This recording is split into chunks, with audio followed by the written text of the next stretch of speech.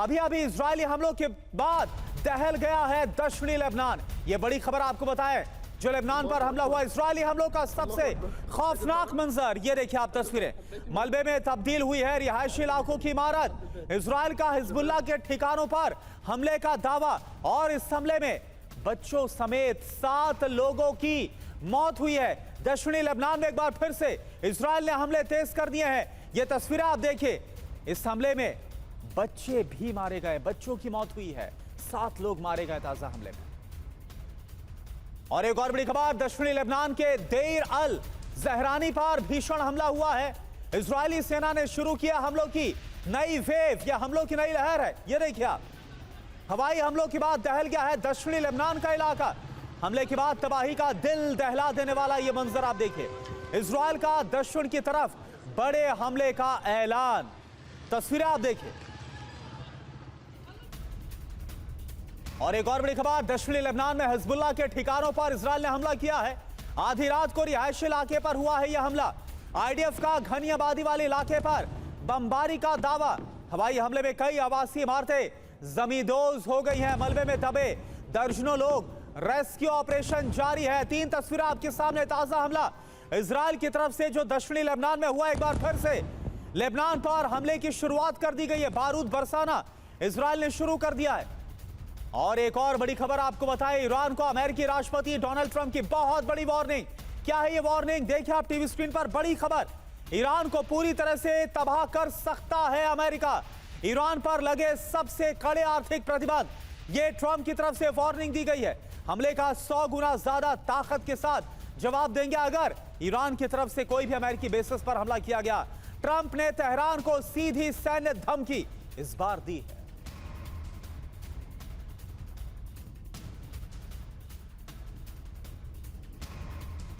और वह ईरानी हमलों के डर से डियागो गार्सिया शिफ्ट हुई है।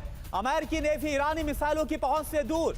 अमेरिका का नया हब डियागो गार्सिया। ये देखिए आप, मैप के जरिए, मानचित्र के जरिए भी आपको समझा रहे कि ईरान से कितनी दूरी पर इसको शिफ्ट किया गया। कहां पर है डियागो गार्सिया, आप देखिए, जहां पर ब्लिंक, जो रेड सर्कल जहां पर ब्लिंक करता हुआ आपको नजर आ रहा है, करीब 4000 किलोमीटर दूर डियागो गार्सिया ठिकाना बन गया है यूएस नेवी का। बहरीन बेस पर ईरानी हमले से सप्लाई संकट गहरा गया है। यूएसएस अब्राहम लिंकन की सप्लाई पर भी असर पड़ा।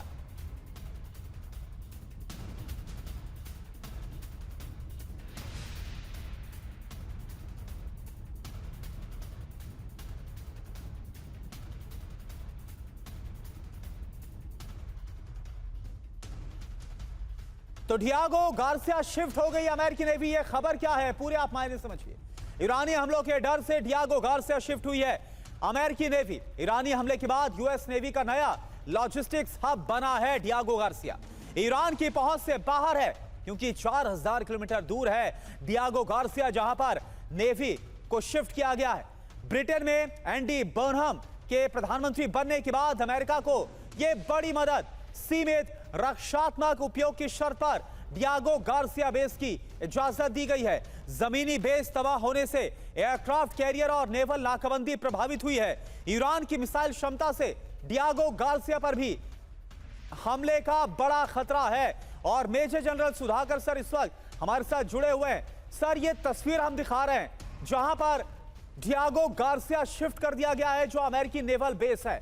क्या लग रहा है सर आपको? एक तरफ अमेरिका की तरफ से ब्लॉकहेड बढ़ाने की खबर आ रही है, एक तरफ अमेरिका वार्निंग दे रहा है ईरान को, और दूसरी तरफ काफी दूर, क्योंकि ऐसा लग रहा है कि अमेरिका क्या डर गया है क्या ईरानी हमलों से? नहीं, डरा नहीं है करुणा। सबसे पहले मैं आपको धन्यवाद देता हूं, आपने मुझे आपके शो के लिए इनवाइट किया, और मेरे जो डिस्टिंग्विश को पैनलिस्ट हैं ऑगस्टिन साहब, उनको भी शुभकामनाएं, आपको व्यूअर्स को भी शुभकामनाएं। मेरे विचार के मुताबिक ये डरने की बात नहीं है। लड़ाई में आगे प्रोग्रेस करने के लिए ये जो पिटाई हो रही है अमेरिका का, अभी 19 बेसेस थे मिडल ईस्ट में, 19 के 19 का धजिया उड़ा दिया है ईरान ने। वो रिटेलिएशन फायर के वजह से काफ़ी नुकसान पहुंचा हुआ है, बहुत महंगे महंगे इक्विपमेंट्स नुकसान हुए हैं।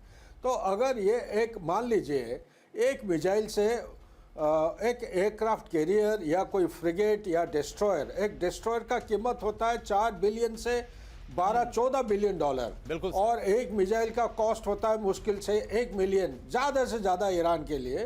तो ये जो कॉस्ट डिस्प्रोपोर्शनेट रेशियो है उससे काफी नुकसान होने का खतरा है, नंबर 1। नंबर 2, ये कुछ बड़े रकम का लड़ाई करने जा रहे हैं, इसलिए वो थोड़ा सा विड्रॉ करके आउट ऑफ रेंज जाके डिएगो गार्सिया में बेस बनाने की कोशिश कर रहे हैं।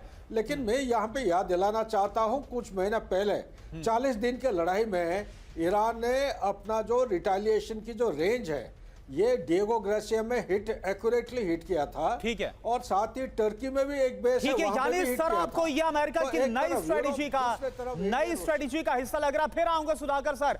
विनोद ऑगस्टिन सर, मैं आपको अब यहां पर ज्वाइन इन करना चाहूंगा। मैं समझना चाहूंगा, दक्षिणी लेबनान पर इजराइल ने एक बार फिर से स्ट्राइक्स शुरू कर दिए, हमले शुरू कर दिए। उधर डोनाल्ड ट्रंप ने यह वार्निंग दे दी है कि बहुत जल्द जो स्टेट ऑफ हॉर्मुज है वो अमेरिका का हिस्सा होगा, यानी अमेरिका का फुल कंट्रोल होगा, यह कहा जा रहा है। और इधर डिएगो गार्सिया शिफ्ट कर दिया गया है अमेरिकी नेवल बेस। क्या इन सबको आप एक साथ जोड़कर देख रहे हैं? क्या स्ट्रेटेजी आपको नजर आ रही है? देखिए, एक ट्वीट से हॉर्मुज आपका नहीं हो जाता है। हाँ। या किसी इलेक्शन स्पीच से हॉर्मुज आपका नहीं हो जाता है। मैं आपका फोकस लाना चाहूंगा। अभी अभी मैं just before coming to your this thing मेरे फीड में आया था जी। ये अंडर वाटर अनमैन्ड व्हीकल से 2 यूएई के एडनॉक के जो ऑयल टैंकर्स हैं उस पे ईरान ने अटैक कर दिया है। ठीक। 2 एडनॉक के ऑयल टैंकर पे। तो हॉर्मुज कहां से आपका हो गया, पहली बात। और दूसरी बात, आप ऐसे बैठ के ट्वीट खेलेंगे और हॉर्मुज आपका हो जाएगा? क्या बात कर रहे हैं? और सर ने बिल्कुल जो बात सर का आगाज किया मैं उसको अंजाम तक ले जाना चाह रहा हूं। देखिए, बहुत बुरी तरीके से पिटा है और इसने यूएसए को एक्सपोज कर दिया है। अगर ईरान जैसा देश जिसके पास ऐसा माना जाता है कि जिसके पास का आधुनिक हवाई जहाज और बाकी चीजें नहीं है, आधुनिक नेवी नहीं है, उसी ने इनको भागने से मजबूर कर दिया, तो बाकी देश अगर इन पे हावी हो गए तो वो करेंगे क्या? They have exposed USA. ये मेरा अपना मानना है। ठीक है। यानी फिरोज सर आपने बड़ी बात कही कि अमेरिका यहां पर कमजोर पड़ता नजर आ रहा है और अमेरिका की ये रणनीति कम, लेकिन अमेरिका भागा है एक तरह से ईरान से काफी दूर, 4000 किलोमीटर दूर।